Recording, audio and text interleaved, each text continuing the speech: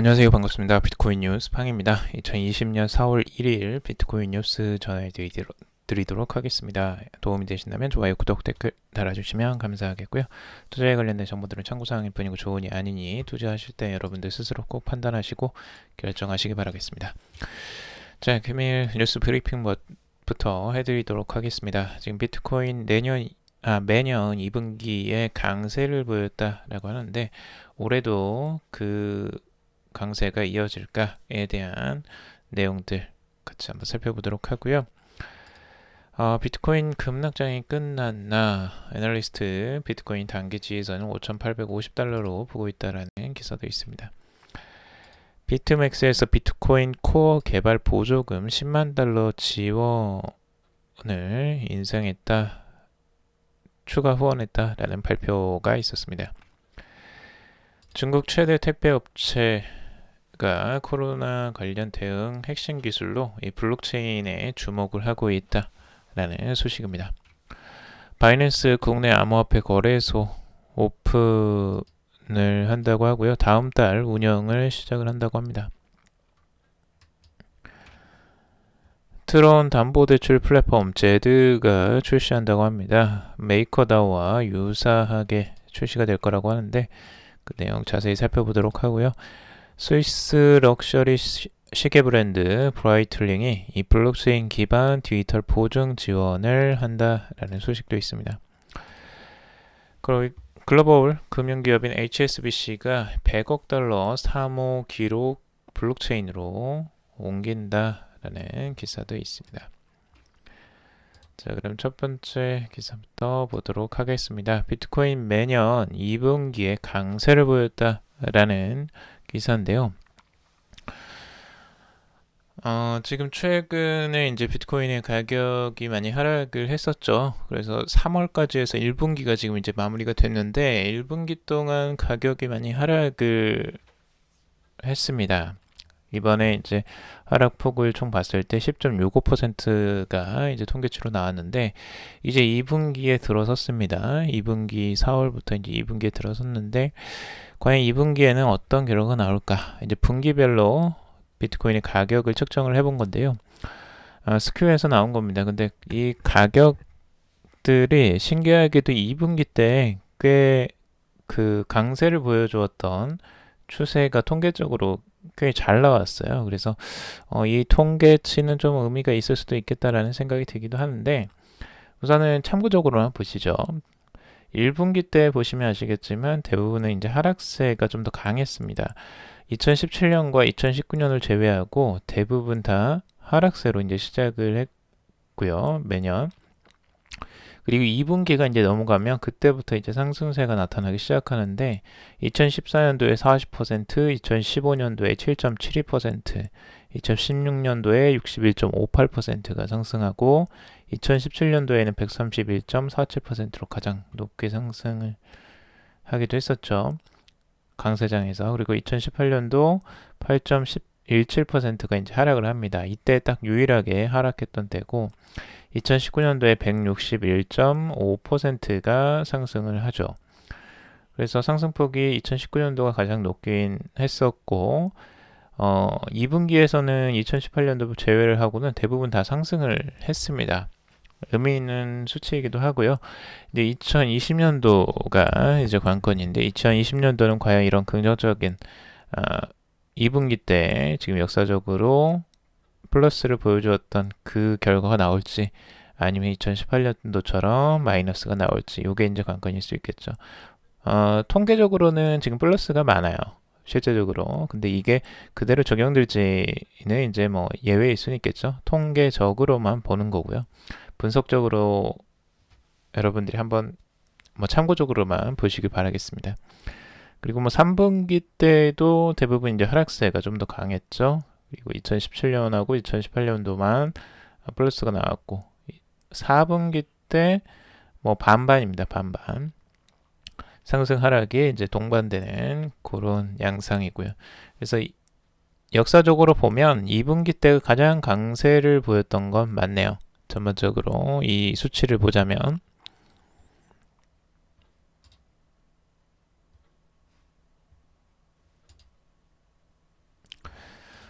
자, 그리고 무이쉐브유리의 비트코인 장기적인 전망인데요. 전망을 좀 특이하게 이 엘리어트 파동하고 연관 지어서 지금 생각을 하고 있습니다. 그래서 굉장히 길게 지금 엘리어트 파동을 아주 장기적으로 바라본 모양인데, 지금 1파, 2파, 3파, 4파, 5파까지 이제 상승을 한 게 2018년도 초까지였고, 그때 이제 고점을 찍고 나서 지금 이제 A, B, C 파동으로 조정 파동이 나왔다라고 이제 생각을 하는 것 같아요. 그래서 지금 A, B, C까지 지금 이제 나오는 그 과정이다라고 해석을 하고 있는데, C가 나오는 과정이 이제 저점이 지금 1100달러까지 바라보고 있다는 거죠. 엄청난 하락인데, 이게 이제 전 고점이기도 했던 요 부분하고 이제 맞물려 있습니다. 이 3파동 이 고점에서 요 점하고 지금 맞물려 있는 구간을 이 1100달러 선으로 보고 있는데, 요 구간을 다시 한번 터치를 하는 걸 지금 C파동이라고 지금 모이쉐브유리는 바라보고 있습니다. 근데 1100달러까지 갈 수 있을지는 모르겠어요. 이 정도까지 하락하려면 꽤 많은 하락이 나와야 되는데, 뭐 비트코인이야 뭐 파동이 워낙 크게 일어나긴 하지만 이 저점을 더 깨고 내려간다라는 거 과감한 굉장히 전망인 것 같고요. 우선은 그게 이제 ABC가 우선 완성이 된다면 다시 1, 2, 3, 4, 5파동으로 이제 다시 한번 상승하는 흐름들이 나올 거라고 기대를 하고 있다라는 장기적인 관점이고, 뭐 장기적으로 지금 10만 달러까지 바라보고 있는데, 뭐 2022년이 되어서야 이제 그때까지 5파동이 완성이 된다라고 전망을 하고 있습니다.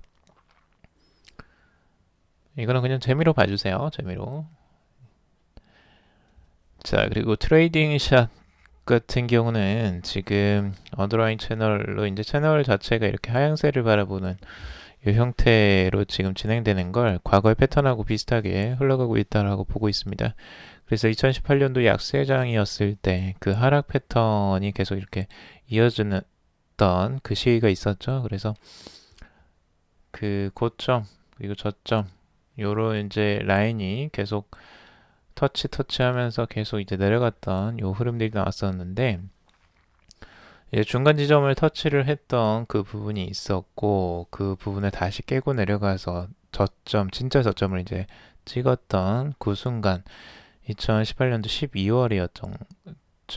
그때 이제 저점을 찍었는데, 이 패턴하고 이제 비슷하다고 보고 있어요. 그래서 이게 지금 3,700달러 선 정도가 이제 이 저점을 찍었던 그때 부근이고, 지금 기간으로서도 하락하는 기간을 280일 정도로 지금 이제 그 기간이 소요가 됐다라고 보고 있는데, 지금 여기서도 280일 정도가 이제 여기가 이제 완성되는 지점 정도로 지금 바라보고 있는 거죠.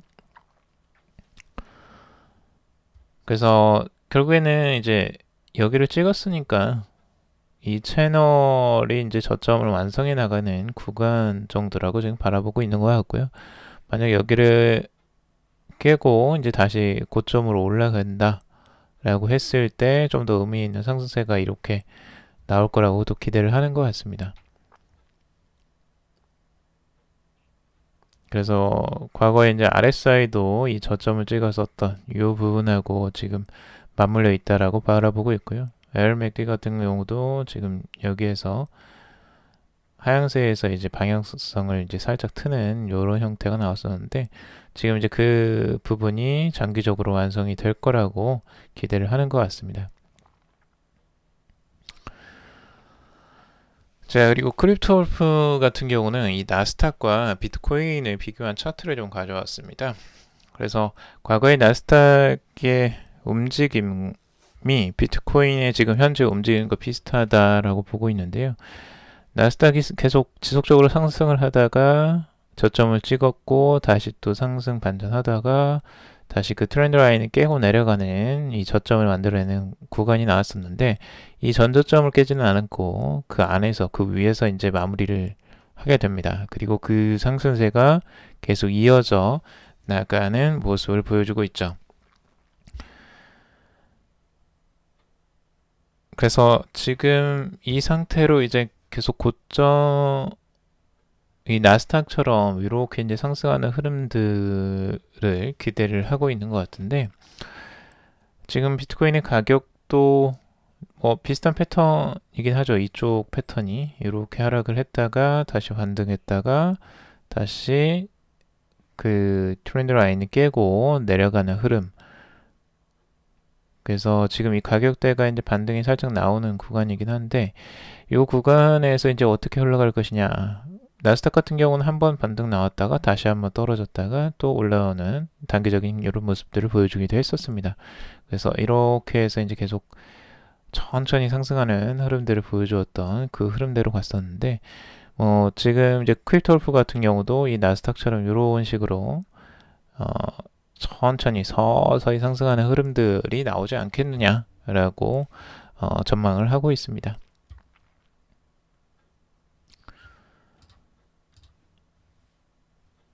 자, 비트코인에 대한 이제 다른 전망들도 같이 한번 살펴볼 건데요.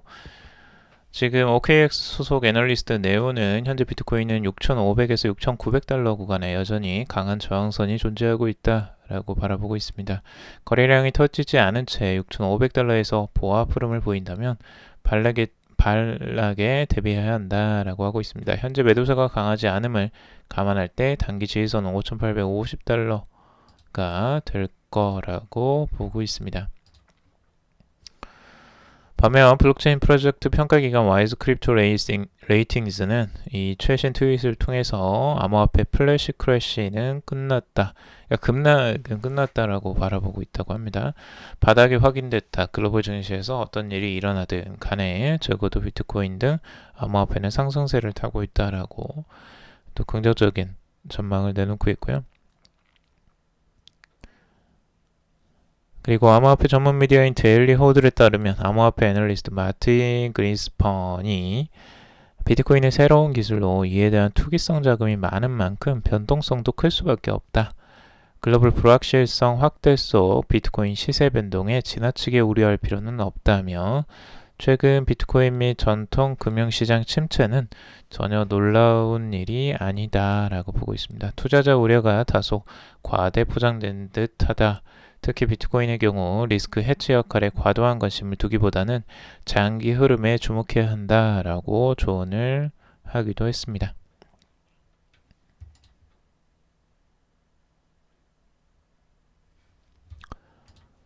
자, 비트맥스에서 비트코인 코어 개발 보조금 10만 달러 지원을 발표했다고 하는데요. 추가 후원한다고 하는데, 지금 비트맥스의 공식 블로그에 따르면 비트맥스 운영사 HDR 글로벌 트레이딩이 비트코인 코어 핵심 개발자 마이클 포드에게 10만 달러의 개발 지원금을 추가 후원한다라고 발표를 했습니다. HDR은 2019년 7월부터 6만 달러 상당의 개발 보조금을 12개월에 걸쳐 지급하기로 밝혔으며 이후 10만 달러로 늘리기로 결정했었다라고 하고 있습니다. 이와 관련해 HDR 측은 이렇게 언급을 했는데요. 저희는 오픈소스 비트코인 개발을 위한 지속적인 지원이 반드시 필요하다고 생각합니다. 이들에 대한 HRD의 헌신은 장기적으로 지속될 것이며 보조금 지원은 우리가 수년 앞을 내다보고 있다는 의미입니다. 이렇게 얘기를 하고 있습니다. 비트맥스 랩스는 주말에 비트코인 자금에 대한 연구를 발표했고 개발에 가장 기여한 팀이 블록스트림과 라이트닝 랩스라고 전했습니다. 한편 오픈소스 비트코인 개발에 대한 자금 조달 상황이 개선될 수 있으며 투명성과 자금 분배 등에 관해 생태계가 상당히 강력하게 추진할 수 있을 것으로 보고 있습니다. HDR은 보조금 외에도 오픈소스 MIT 라이센스에 따라 기더브의 계약 플랫폼을 템플릿을 게시했다라고 밝혔습니다. 이를 통해 회사와 개발자 간의 높은 수준의 투명성을 보장할 수 있다라고 하고 있습니다. 그리고 이에 대해 비트맥스 HDR은 특히 해당 보조금이 오픈소스 프로젝트에 조달될 때 모든 사람들이 내역을 볼 수 있는 투명성이 중요하다라고 밝혔습니다. 그래서 이러한 비트맥스의 행보는 기존 사람들의 투명한 인식과는 정반대의 행보로 오픈소스 비트코인 개발자의 지지를 불투명한 이제 인식과는 정반대로 비트코인 개발자들의 지지를 받음으로써 세계 최대의 암호화폐 마진 거래소 입지를 넓히는 주 홍보 수단이 될 것으로 보고 있습니다. 그리고 이렇게 이제 지원을 계속 하게 되면 이 개발자들을 이제 더 지원하는 사업자들이 늘어날 가능성들도 있겠죠. 자신의 사업을 이제 긍정적인 공적인 이미지로, 그리고 이 전체적인 업계에 대한 이 투자와 그리고 기부 문화로 또 받아들여질 수도 있기 때문에 그 기업에도 홍보 효과가 꽤 있겠죠. 자, 그리고 중국 최대 택배 업체 코로나19 대응 핵심 기술로 블록체인을 주목하고 있다라는 기사입니다. 중국의 대표 택배 회사인 SF 익스프레스가 이 팬데믹 위기 가운데 핵심 물자를 수송하기 위한 기술로 블록체인을 꼽았다고 합니다. 글로벌 타임즈 보도에 따르면 중국 선전에 본사를 둔 SF 익스프레스는 이번에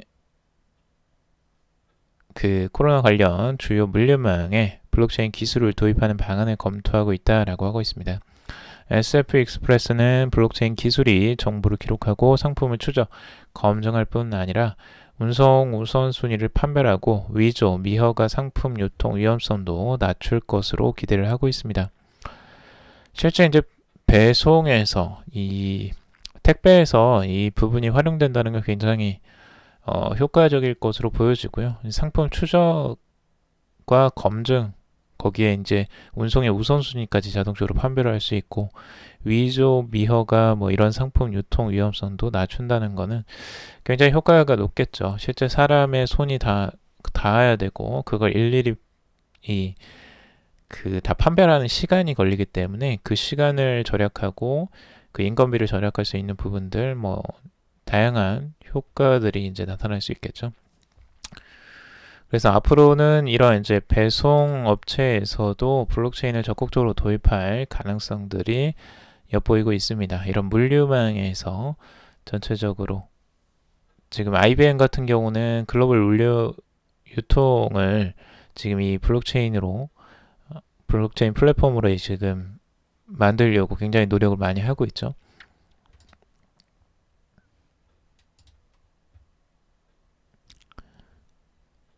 그리고 SF 익스프레스는 중국 내에서도 굉장히 큰 업체입니다. 그래서 중국 내 최대의 항공기 보유 택배 회사이기도 하고요. 2017년 선전 증시에도 상장이 됐습니다. 중국 택배업계 최초로 정부로부터 드론 사업 운영권을 따내기도 했다고 합니다. 이제 드론으로 배송도 이제 가능해지는 시대가 오는 것 같습니다. 자, 바이낸스 국내 암호화폐 거래소를 오픈한다라는 소식입니다. 글로벌 암호화폐 거래소인 바이낸스가 다음 달 국내에서 암호화폐 거래소 사업을 본격적으로 개시를 한다고 합니다.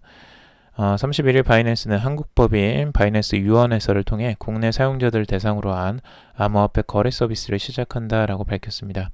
다음 달 2일부터 이제 가입과 입금을 시작하며 거래는 6일부터 지원을 한다고 합니다. 원화 입금도 지원을 한다고 하고요.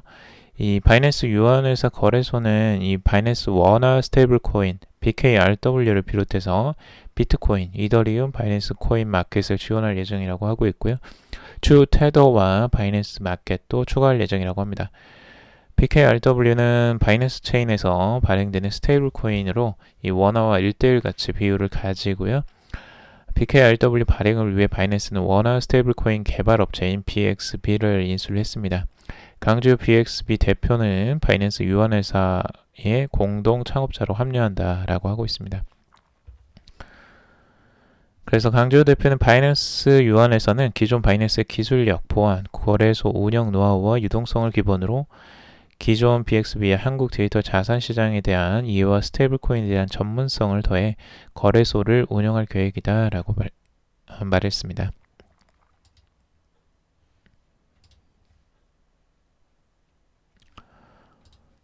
자, 트론 담보대출 플랫폼 제드를 출시한다라는 소식인데요. 메이커다오와 유사하다라는 기사입니다.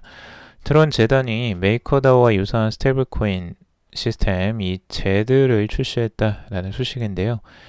28일날 저스틴 선 트론 창업자는 자신의 트위터를 통해서 담보부채 포지션을 사용하는 대출 플랫폼 제드를 발표를 했습니다. 해당 프로젝트는 올해 1월 처음 공개가 됐었고 당시 저스틴 선은 트론 커뮤니티가 트론을 담보로 하는 새 스테이블 코인을 갖게 될 것이다 라고 발언을 했습니다. 새 스테이블 코인은 담보를 가진 달러 연동 암호화폐로 명칭은 USDJ로 됐고요. 백서는 USDJ를 트론 네트워크에서 탈중앙 스마트 컨트랙트를 통해서 생성할 수 있는 새로운 화폐라고 소개를 했습니다. TRX를 담보로 잡고 USDJ를 생성하고 다른 암호화폐와 마찬가지로 자유롭게 유통할 수 있다라고 하고 있습니다. USDJ는 담보 채권 포지션을 통해 미국 달러와 연동되며 자율 피드백 메커니즘을 가진다라고 하고 있습니다. 그래서 제드는 이 성공적인 커뮤니티 거버넌스를 통해 USDJ가 스테이블 코인으로서 장점을 최대한 발휘하고 트론 네트워크에 광범위하게 적용될 것으로 믿는다라고 하면서 USDJ가 트론 탈중앙화 금융의 필수적인 부분이 될 것이다 라고 덧붙이고 있습니다. 이 부분은 이제 트론이 창안을 한 게 아니고 실제 이제 메이커다오라는 이 탈중앙화 금융 암호화폐 대출 플랫폼과 비슷합니다.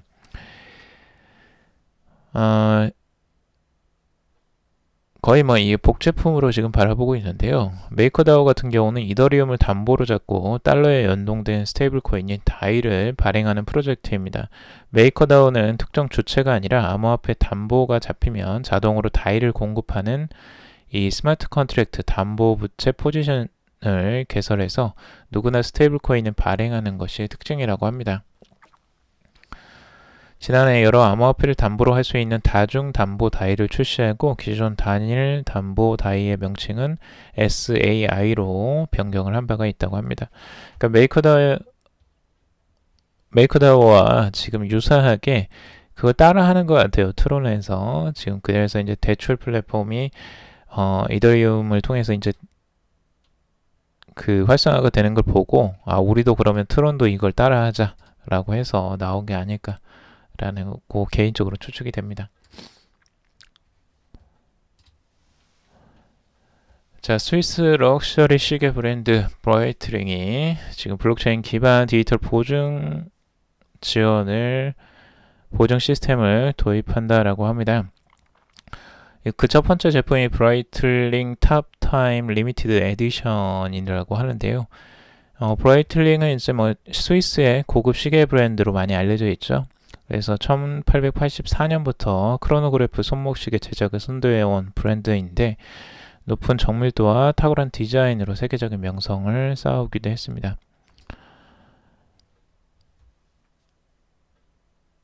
이 탑타임 리미티드 에디션에는 이 블록체인 기반 디지털 패스포트와 함께 이 제공되는 브라이틀링 최초의 제품이라고 하는데요. 시계 구매 시에 사용자와 제품을 등록하는 별도의 전산화 작업 없이 단 한 번의 클릭으로 정품 여부와 소유권을 확인할 수가 있다고 합니다. 시계 소유자는 언제든 디지털 패스포트 시스템에 접근할 수 있으며 소유권 이전도 손쉽게 진행할 수 있다라고 하고 있습니다. 브라이트링은 프랑스 블록체인 보안 서비스 업체인 아리아니의 기술을 도입했고 현재 바시론 콘스탄틴 그리고 오데마피게 그리고 MBNF 등 유명 시계 브랜드들도 해당 블록체인을 활용하고 있다라고 알려지고 있습니다. 아리아니의 블록체인 솔루션은 서류 없이 시계 자체의 디지털 보증을 연결하기 때문에 공식 매장에서 수리 등 서비스를 받는 절차도 한층 수월해진다고 합니다. 아리아니 블록체인은 이 권한증명 합의 메커니즘을 통해서 허가, 비허가 방식을 모두 지원하고 이용자가 블록체인에 접근할 수 있다는 점에서 비허가 방식이지만 이 원장 검증 및 토큰 발행은 기업만 관리할 수 있도록 제한되어 있다고 합니다. 실제 이러한 이제 명품 시계 같은 경우도 아무래도 이제 단가가 높기 때문에 이런 블록체인을 활용하면 훨씬 더 이제 가치를 높이고 이 검증을 하는데 굉장히 도움이 많이 되겠죠. 그래서 진품을 확인하는데 굉장히 도움이 많이 될 것 같고요. 시계를 소유하는 그 소유자들에게 그리고 수집가들에게는 굉장히 선호할 만한 기술이 되지 않을까라는 생각이 듭니다.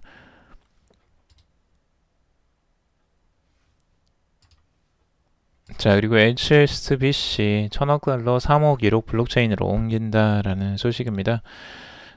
글로벌 금융기업 HSBC가 100억 달러 규모의 종이 기반 사모 발행 기록을 블록체인으로 옮긴다고 합니다. HSBC는 100억 달러 규모의 종이 기반 사모 발행 기록을 R3 기업형 블록체인 코다 플랫폼으로 내년까지 옮긴다고 하는데요. 사모란 이 공개 시장 밖에서 이루어지는 주식 또는 채권 매각을 의미합니다. 코다는 글로벌 블록체인 컨소시엄 R3가 개발한 기업형 블록체인 플랫폼이고요. 하이퍼레저, 이더리움과 함께 3대 글로벌 기업형 블록체인 플랫폼으로 꼽히고 있습니다. 허가된 사용자만 참여할 수 있고 참여자들의 거래 효율을 높이는 데 주안점을 두고 있습니다. HSBC는 코다 플랫폼을 통해서 종이로 된 사모 발행 기록을 디지털화시켜 토큰화할 계획이고 이를 통해 고객이 실시간으로 정보에 접근할 수 있도록 하고 거래 효율성을 높이는 것을 목표로 하고 있다라고 하고 있습니다. 자, 이렇게 되면 이제 기존의 종이 기반에 있었던 서류 작업들이 대부분 이제 블록체인으로 옮겨지는 과정들이 이제 생길 것 같고요. 이렇게 되면 실제적인 그 검색 과정이나 모든 것들이 이제 굉장히 간편화 되겠죠. 그래서 앞으로는 이제 뭐 이런 금융기관들 뿐만 아니라 모든 회사에서 서류 작업들을 아마 이제 공식적으로 이렇게 이제 바꿀 가능성들이 높다고 보고요. 이제 종이 기반은 많이 이제 사라지겠죠. 그리고 이제 검증이 필요한 이제 계약서나 이런 서류 같은 경우도 블록체인 상으로 대부분 옮겨갈 가능성들이 앞으로는 더 높아 보입니다. 자, 오늘 여기까지 정리를 해봤습니다. 여러분들 도움이 되셨길 바라고요. 도움이 되셨다면 좋아요, 구독, 댓글 달아주시면 감사하겠습니다. 투자에 관련된 정보들은 참고사항일 뿐이고 좋으니 아니니 투자하실 땐 여러분들 스스로 판단하시고 결정하시길 바라겠습니다. 금일도 방송 들어주셔서 감사합니다.